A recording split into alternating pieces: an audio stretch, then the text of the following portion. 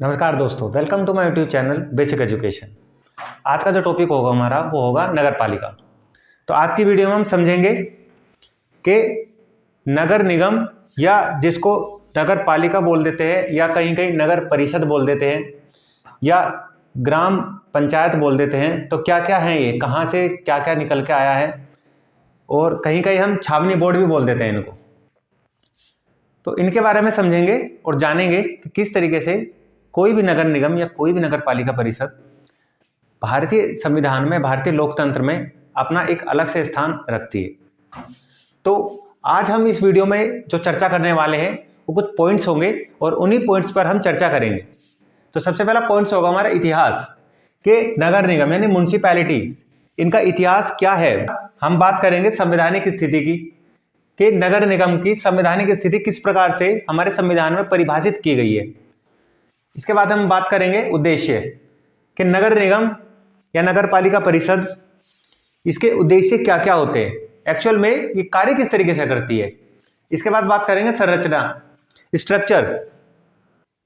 पंचायती राज में ग्राम सभा या जिला परिषद या फिर ब्लॉक स्तर पर जो परिषदें होती हैं उनके स्ट्रक्चर के बारे में बताया गया है। उसी तरह से जो शहरी विकास के केंद्र हैं या शहरी शासन है तो उसका भी एक स्ट्रक्चर बनाया गया है कि नगर निगम या नगर पालिका या नगर परिषद, या उसके बाद बात करें नगर पंचायत, तो ये किस तरीके से कार्य करते हैं।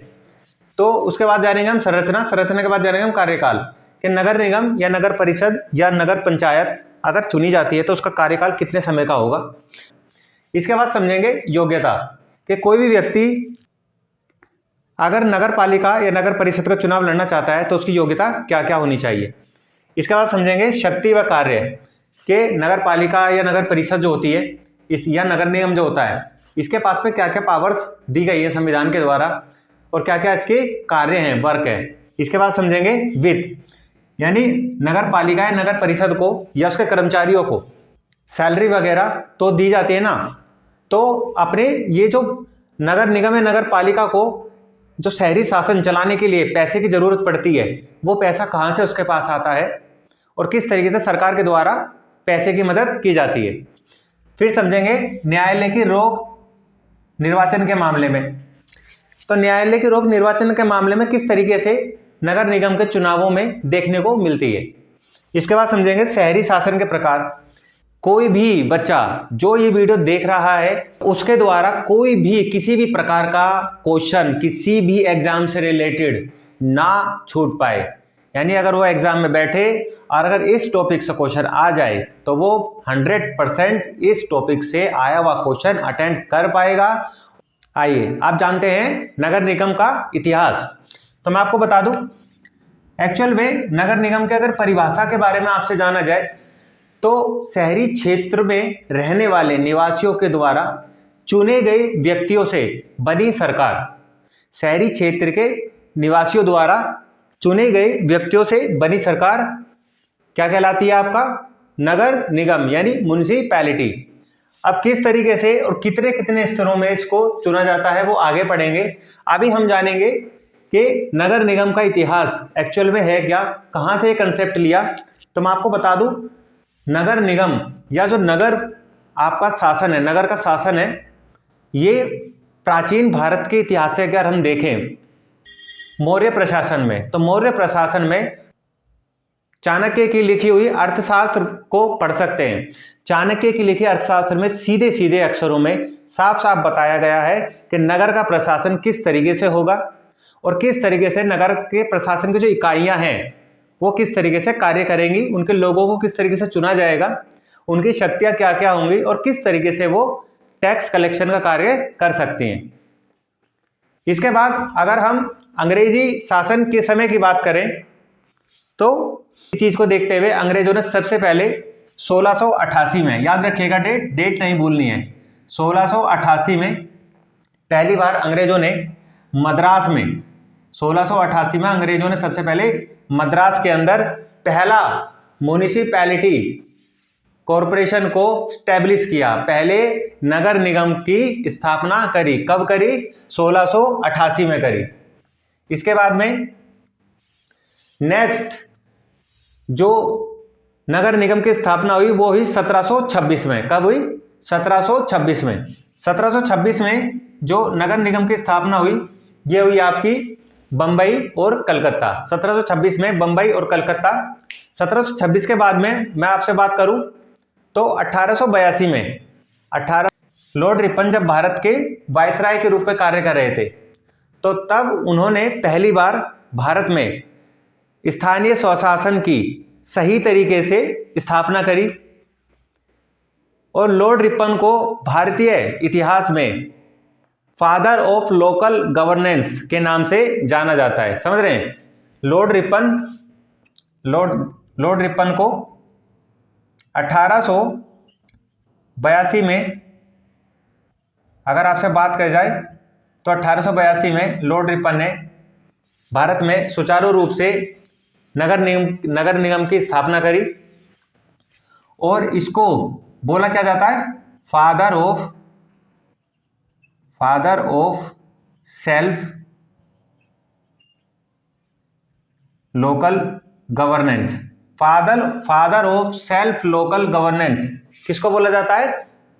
लॉर्ड रिपन को। यानी स्थानीय शासन का जनक भारत में किस ब्रिटिश अधिकारी को कहा जाएगा? तो आप बताएंगे लॉर्ड रिपन।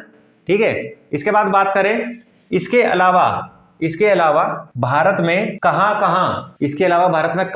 स्थानीय शासन का जिक्र हमें देखने को मिल जाता है। देखिए एग्जाम के पर्पज से हर एक पॉइंट इंपॉर्टेंट है। एग्जाम में क्वेश्चन आ जाता है कि आज़ादी से पहले कहां हमें स्थानीय शासन का जिक्र देखने को या सुनने को या लिखा हुआ पढ़ने को मिलता है।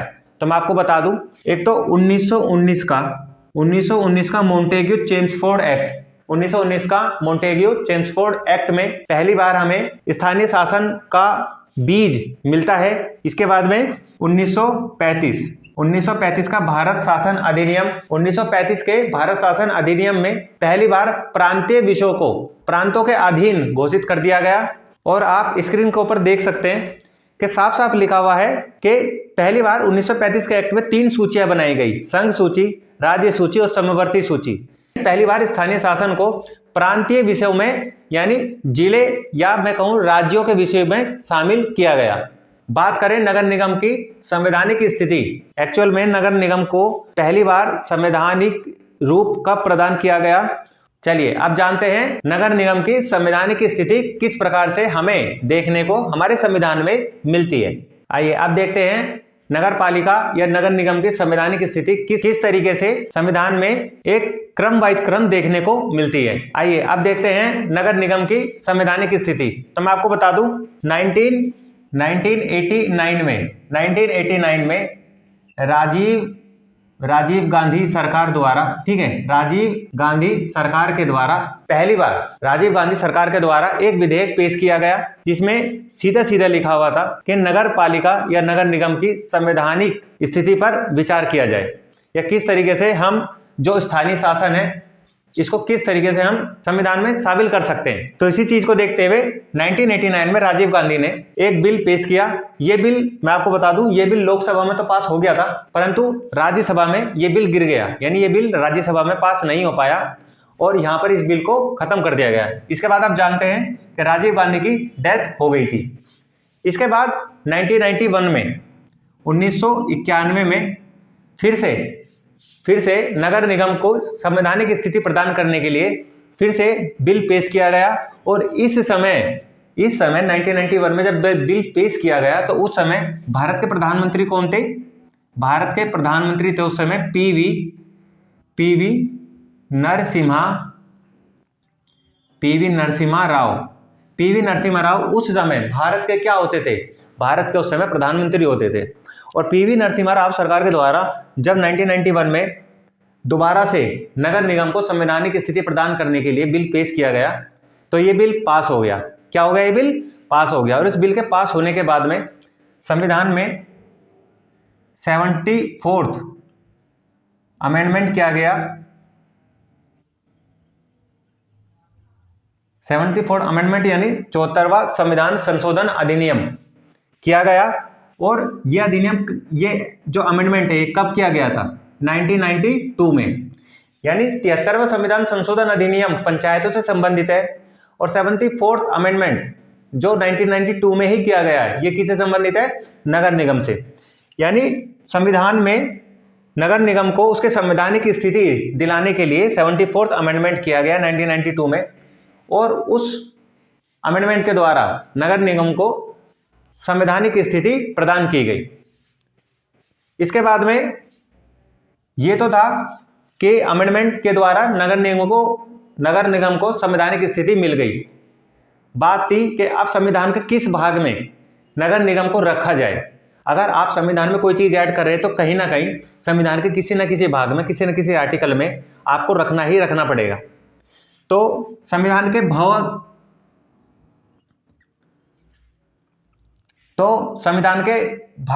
9A में, संविधान के भाग 9A में नगर निगम को रखा गया। और अगर मैं आर्टिकल्स की बात करूं, 243P से लेकर 243ZP तक, याद रखिएगा 243P से लेकर 243ZP तक संविधान में नगर निगम से संबंधित बातें बताई गई हैं। तो ये तो था संविधान के अंदर नगर निगम को उसकी संवैधानिक स्थिति दिलाना।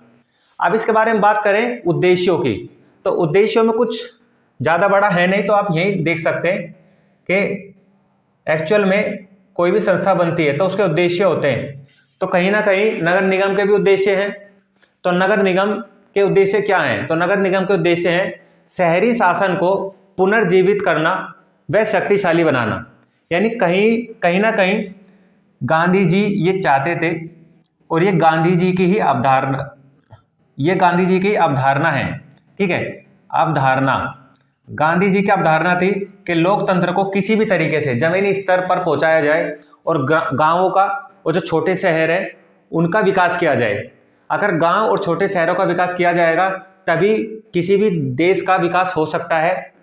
यानी अगर आपकी जड़ मजबूत नहीं है तो आप कितने भी लंबे हो जाइए, हल्की सी हवा के झोंके में आप गिर जाएंगे। यानी लोकतंत्र को आपको जमीनी स्तर पर पहुंचाने का कार्य पंचायत व नगर निगम द्वारा किया गया। तो उद्देश्य में क्या है? उद्देश्य में यानी शहरी शासन को पुनर्जीवित करना और उसको शक्तिशाली बनाना, ठीक है। तो ये है उद्देश्य।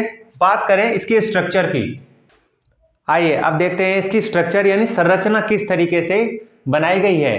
तो संरचना पे बात करें तो सबसे ऊपर, यानी हम महानगर यानी सिटी से बात करें तो सबसे ऊपर आपको क्या देखने को मिलता है? स्ट्रक्चर में सबसे ऊपर आपको देखने को मिलता है नगर निगम। अगर आप शहरी क्षेत्र में रहते हैं या किसी मेट्रो सिटी यानी दिल्ली, मुंबई, कोलकाता, चेन्नई ऐसी सिटीज में अगर आप रहते हैं तो वहां पर आपको क्या देखने को मिलने वाला है? वहां आपको देखने को मिलने वाला है नगर निगम।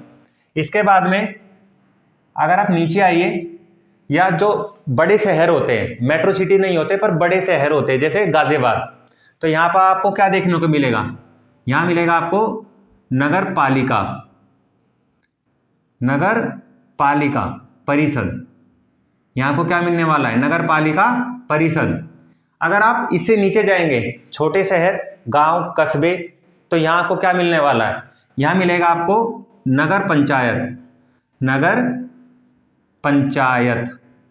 तो अगर मैं नगर शासन की बात करूं, शहरी शासन की बात करूं, तो ये भी 3 हिस्सों में बटा हुआ है। जिस तरीके से पंचायती राज में पंचायत को जिला, ब्लॉक और गांव के स्तर पर बांटा गया है, उसी तरीके से नगर निगम को भी 3 हिस्सों में बांटा गया है। और 3 हिस्से कौन कौन से हैं इसके? पहला है नगर निगम, दूसरा है नगर पालिका परिषद और तीसरा है नगर पंचायत। तो ये तो है नगर निगम की या म्युनिसिपैलिटी के संरचना के किस तरीके से संरचना होती है। इसके बाद बात करें कि किस तरीके से इनका चुनाव होता है, या इसके चुनाव में जो लोग भाग लेते हैं, तो भाग लेके जो वोट डालते हैं, वोट डाली जाती है या इनडायरेक्ट रूप से इनको ऐसे चुन लिया जाता है। अगर वोट डाली जाती है तो किस उम्र का व्यक्ति नगर निगम के चुनावों में, नगर पालिका के चुनावों में हिस्सा ले सकता है, अपने वोट का अधिकार या प्रयोग कर सकता है। या फिर अगर कोई व्यक्ति नगर निगम का चुनाव लड़ना चाहता है तो किस तरीके से वह चुनाव लड़ सकता है, और कितनी उम्र होनी चाहिए कि वह व्यक्ति नगर निगम का या नगर पालिका का चुनाव लड़ सके या उसका हिस्सा बन सके। आइए अब बात करते हैं नगर निगम के चुनाव या नगर पालिका के चुनाव किस तरीके से होते हैं, कौन व्यक्ति इसके चुनाव में हिस्सा ले सकते हैं, कौन व्यक्ति होते हैं जो इस चुनाव में अपना वोट डालते हैं या वोट नहीं भी डालते हैं या इनको डायरेक्ट ऐसे ही चुन लिया जाता है। तो सबसे पहले आपका जो डाउट है कि चुनाव किस तरीके से होता है, तो मैं आपको बता दूं, नगर निगम या नगर पालिका परिषद का जो चुनाव होता है ये प्रत्यक्ष रूप से होता है, ठीक है, यानी डायरेक्ट इलेक्शन होता है, डायरेक्ट। तो शहरी शासन चलाने के लिए जनता अपने मत का प्रयोग करते हैं, यानी पहली बार चुनाव किस तरीके से होता है, प्रत्यक्ष तरीके से होता है, प्रत्यक्ष तरीके से होता है। दूसरा, कोई भी व्यक्ति अगर चुनाव लड़ना चाहता है नगर निगम का तो उसकी उम्र सीमा क्या होनी चाहिए। अगर कोई भी व्यक्ति चुनाव लड़ना चाहता है तो अगर मैं उम्र सीमा की बात करूं तो वह व्यक्ति 21 वर्ष का तो भाई होना चाहिए, यानी 21 वर्ष निर्धारित की गई है कि आपको अगर नगर निगम का चुनाव लड़ना है, नगर पालिका का चुनाव लड़ना है तो उम्र 21 साल होनी चाहिए। इसके बाद बात करें कि कौन व्यक्ति चुनाव में अपने वोट का प्रयोग करता है, यानी जो व्यक्ति 18 साल से ऊपर का हो गया है, ठीक है, वो क्या करेगा, वो वोट डाल सकता है। कहां वोट डालेगा, नगर निगम या नगर पालिका के चुनावों में। यानी लोकतंत्र में जिस तरीके से केंद्र में सरकार चुनने के लिए जनता भागीदारी का रोल निभाती है, उसी तरह से ग्राउंड लेवल पर बिल्कुल जमीनी स्तर पर यानी नगर निगम नगर पालिका के स्तर पर आकर भी जनता अपने मत का प्रयोग करती है, अपनी इच्छा से अपनी पसंद के उम्मीदवार को चुनती है। तो ये तो था चुनाव। फिर बात करें चुनाव में अगर कोई गड़बड़ी पाई जाए किसी भी कारण से, अगर चुनाव में किसी भी तरीके से किसी भी प्रकार की कोई गड़बड़ी पाई जाती है तो क्वेश्चन ये है कि इसका फैसला करेगा कौन। तो आंसर ये है कि इसका फैसला करेगी राज्य की सरकार या राज्य के विधानमंडल, समझ रहे हैं। यानी कि चुनाव में कोई भी गड़बड़ी पाई जाती है तो इस गड़बड़ी को लेकर कोई भी व्यक्ति किसी भी भारत के किसी भी कोर्ट में इस चुनाव को लेकर चुनौती नहीं दे सकता है। यानी न्यायालय के हस्तक्षेप पर न्यायालय को रोका गया है, एक तरीके से न्यायालय के हस्तक्षेप पर क्या लगाई गई है, रोक लगाई है। यानी कोर्ट क्या काम कर सकता है, कोर्ट पर रोक है। यानी कोर्ट किसी भी तरीके से नगर निगम के चुनाव में हुई धांधली का जांच के लिए आदेश नहीं दे सकता है। यानी नगर निगम के चुनाव में कोई भी धांधली होती है तो उस राज्य के विधानमंडल का ये कर्तव्य बनता है कि वो क्या काम करे, चुनाव में हुई गड़बड़ी का पता लगाए, समझ रहे हैं। तो ये तो था चुनाव। बात करें कार्यकाल की, कि अगर नगर पालिका या नगर निगम के व्यक्ति अगर चुने जाते हैं तो कितने समय के लिए वो कार्य करते हैं। तो देखिए कार्यकाल की बात करूं तो 5 वर्ष कार्यकाल निश्चित किया गया है।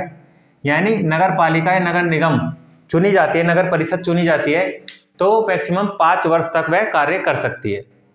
परंतु इस बीच में अगर किसी भी तरीके से नगर पालिका परिषद को विघटित कर दिया जाए, समझ रहे हैं, विघटित कर दिया जाए और समय 6 महीने से 6 माह से कम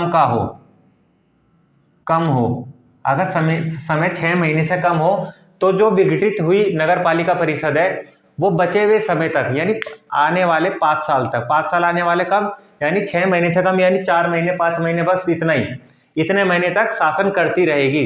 जो का त्यों क्या होगा, इस बीच में फटाफट इनके चुनाव कराने होंगे। अगर किसी भी तरीके से ऐसा होता है कि कोई भी नगर परिषद चुनी गई और परिषद चुने के बाद में 1 साल में ही वो 1 साल के बाद में क्या हो गई, विघटित हो गई, हटा दिया गया, तब क्या होगा, यानी अब राज्य सरकार की, राज्य विधानमंडल की ये जिम्मेवारी बनती है कि 6 महीने के अंदर 6 माह के अंदर क्या कराए, चुनाव कराए। 6 महीने के अंदर चुनाव कराने की जिम्मेदारी किसकी है, राज्य विधानमंडल की। यानी 6 महीने के अंदर दोबारा से चुनाव होंगे, दोबारा से नगर पालिका परिषद के व्यक्तियों को, अध्यक्ष को चुनाया जाएगा, सदस्यों को चुना जाएगा और चुन के दोबारा से नगर पालिका परिषद का निर्माण किया जाएगा ताकि नगर का शासन सुचारू रूप से चलाया जा सके। तो अगर आपके सामने क्वेश्चन आ जाए तो अब आप इसको बहुत अच्छे से अटेंड कर पाएंगे। इसके बाद बात करें योग्यता की, कि कौन व्यक्ति नगर पालिका या नगर निगम का चुनाव लड़ सकता है। तो मैं आपको बता चुका हूं, यहां पर अगर कोई व्यक्ति 21 साल का है, एक तो 21 साल का है वो चुनाव लड़ सकता है, दूसरा वो भारतीय नागरिक होना चाहिए, तीसरा वह उस क्षेत्र का निवासी होना चाहिए। अगर उसको चुनाव लड़ना है तो नगर पालिका का जो एरिया है जो नगर परिषद का एरिया है उस एरिया का वह निवासी होना चाहिए। ऐसा नहीं है कि भारत के किसी और राज्य से आकर कोई भी व्यक्ति किसी और राज्य की नगर पालिका का चुनाव लड़ सकता है, तो ऐसा बिल्कुल भी नहीं है। यानी उसको उस नगर पालिका परिषद का क्या होना चाहिए, मेंबर होना ही होना पड़ेगा, तभी वो क्या कर पाएगा, चुनाव लड़ सकता है।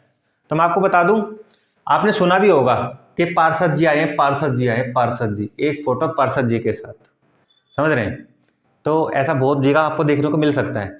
तो पार्षद क्या होते हैं, वार्ड होते हैं, वार्ड मेंबर जिनको बोलते हैं वार्ड मेंबर। तो नगर पालिका परिषद जो है छोटे छोटे वार्ड में बटी होती है, समझ रहे हैं, छोटे छोटे वार्ड में बटी होती है, और उसके ऊपर सबके ऊपर होता है उनका अध्यक्ष, जिसको बोलते हैं मेयर। क्या बोलते हैं, मेयर। तो छोटे छोटे वार्ड मेंबर्स मिलके परिषद का निर्माण करते हैं, और यहाँ से एक व्यक्ति को मेयर पद के लिए चुना जाता है। तो ये तो था नगर निगम या म्युनिसिपैलिटी या नगर पालिका परिषद का चुनाव, कार्यालय और योग्यता। बात करें इसकी कार्यशैली क्या है, इसकी शक्तियां क्या क्या हैं, और इसको कहाँ से पैसा मिलता है। आइए आप देखते हैं नगर निगम या नगर परिषद की शक्तियां या कार्य क्या क्या होते हैं। तो मैं आपको बता दूं, नगर पालिका परिषद या नगर निगम का कार्य क्या होता है, उस क्षेत्र के लिए आर्थिक व सामाजिक प्रक्रिया का क्या करना है, निर्धारण करना है, नियम बनाना है कि किस तरीके से कार्य सुचारू रूप से चल सके। तो आर्थिक व सामाजिक प्रक्रिया का निर्धारण करना है। इसके बाद बात करें शक्तियों की, या इसके बाद बात करें वित्त व्यवस्था की।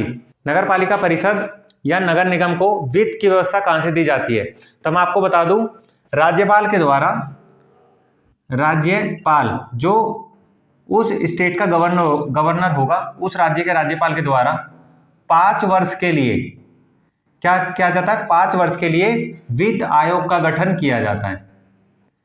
वित्त आयोग का क्या किया जाता है, गठन, वित्त आयोग गठन किया जाता है। प्रत्येक 5 वर्ष के लिए नगर निगम के लिए राज्यपाल के द्वारा क्या किया जाता है, वित्त आयोग का गठन किया जाता है। यानी किस तरीके से क्षेत्रीय शासन को चलाने के लिए, नगरीय शासन को चलाने के लिए जो वित्त यानी पैसे यानी मनी की आवश्यकता होती है, वो कहाँ से किस तरीके से राज्य की सरकार के द्वारा क्षेत्रीय सरकार को प्रोवाइड कराया जाएगा। इसके अलावा भी कुछ ऐसी शक्तियां नगर निगम को दी गई हैं जिससे अपने जो वित्त की जो प्रॉब्लम्स है उसको वो अपने आप ही सोल्व करता रहता है। तो सोल्व किस तरीके से करेगा, ऐसा तो है नहीं कि किसी घर में जाके डाका डाले।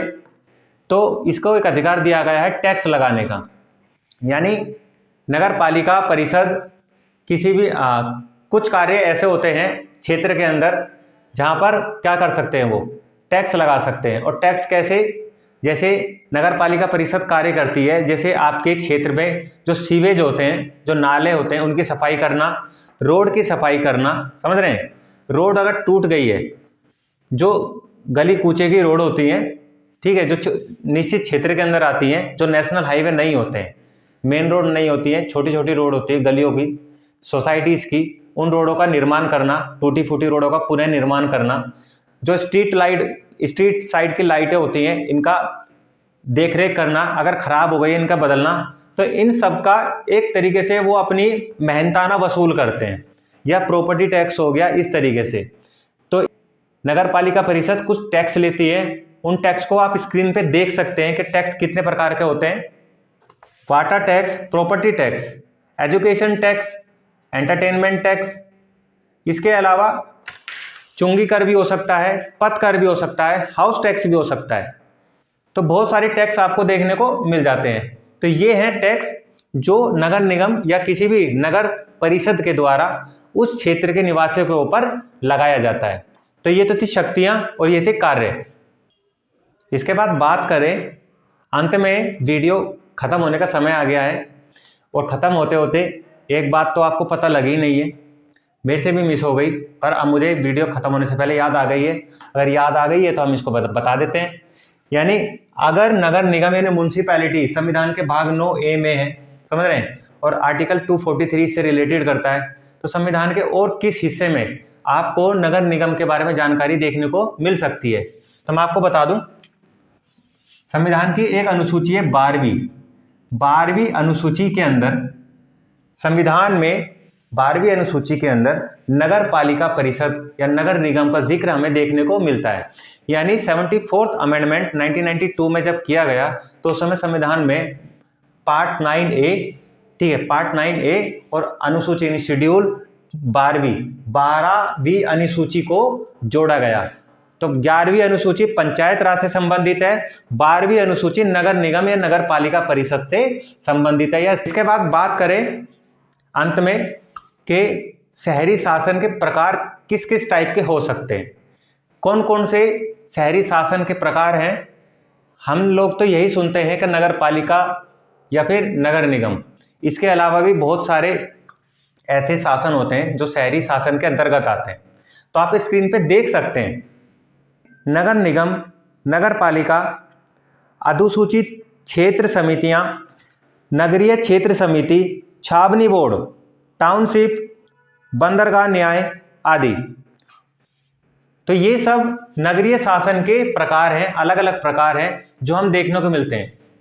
मोटे तौर पे हम सिर्फ कुछ ही चीज़ों को जानते हैं, जैसे नगर निगम या नगर पालिका परिषद। इसके बाद में मोस्टली आपके सामने अगर क्वेश्चन आ जाए कि नगर पालिका या नगर निगम के शासन के प्रकार निम्न में से कौन से नहीं है, अगर वहाँ पर कहीं छावनी बोर्ड आपको मिल जाए या बंदरगाह न्याय, तो छावनी बोर्ड यानी जहाँ भी आर्मी एरिया होता है, तो आर्मी एरिया में एक छावनी बोर्ड का निर्माण किया जाता है जो नगरीय शासन के अंतर्गत आता है, और उस एरिया की देख रेख करना, साफ सफाई रखना उस छावनी बोर्ड का कर्तव्य होता है। ऐसे ही जहाँ पर बंदरगाह होते हैं, बंदरगाह यानी जहाँ पर कार्गो शिप वगैरह सामान को अनलोड करते हैं, जहाँ पर भारत इंपोर्ट एक्सपोर्ट करता है कार्गो शिप के द्वारा, वहाँ के रखरखाव करना, वहाँ की साफ सफाई करने का अधिकार किसका है? बंदरगाह न्याय का है। ऐसे क्षेत्रों में नगर निगम, मेट्रो सिटीज में नगर निगम, छोटे क्षेत्रों में, छोटे शहरों में नगर पालिका परिषदें होती। तो ये तो थे शहरी शासन के न्याय और प्रकार। तो अगर आप ये वीडियो देख रहे हैं ना, तो इस वीडियो को लाइक कर दें, वीडियो को शेयर करें और चैनल को सब्सक्राइब जरूर करें।